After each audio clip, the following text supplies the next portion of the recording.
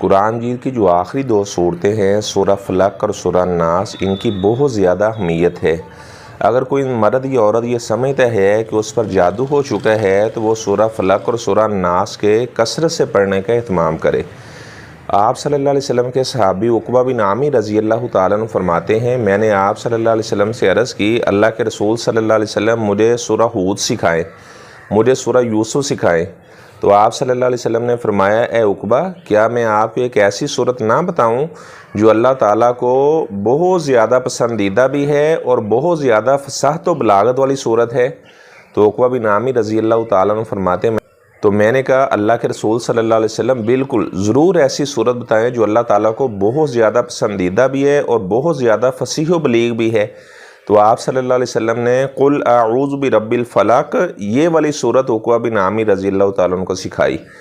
تو سورہ الناس اور سورہ فلق اس کو ہر فرضی نماز کے بعد پڑھنے کا بھی اہتمام کریں۔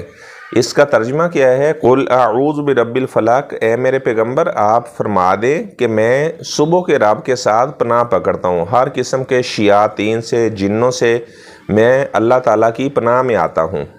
قل اعوذ برب الفلق، بعض لوگوں نے کہا فلق جہنم کے اندر ایک وادی کا نام ہے، تو یا اللہ جہنم کی جو وادی ہے جس کے اندر جہنمی لوگوں کو پھینکا جائے گا، میں اس بات سے پناہ پکڑتا ہوں۔ قل اعوذ برب الفلق من شر ما خلق، ہر اس چیز کے شر سے میں پناہ پکڑتا ہوں جو اس نے پیدا کی ہے۔ من شر ما خلق ومن شر غاسق اذا وقب، قل اعوذ برب الفلق من شر ما خلق ومن شر غاسق اذا وقب، اور یا اللہ میں رات کی تاریکی سے پناہ پکڑتا ہوں، اس وقت کوئی میرا نقصان ہو جائے، ڈاکو چور میرا نقصان کر جائیں تو اس بات سے میں پناہ پکڑتا ہوں۔ وَمِن شَرِّ غَاسِقٍ إِذَا وَقَبَ وَمِن شَرِّ النَّفَّاثَاتِ فِي الْعُقَدِ، اور جو گرے لگا کر ان میں پھونک لگانے والی جادوگرنیاں عورتیں ہیں تو یا اللہ میں ان سے بھی پناہ پکڑتا ہوں۔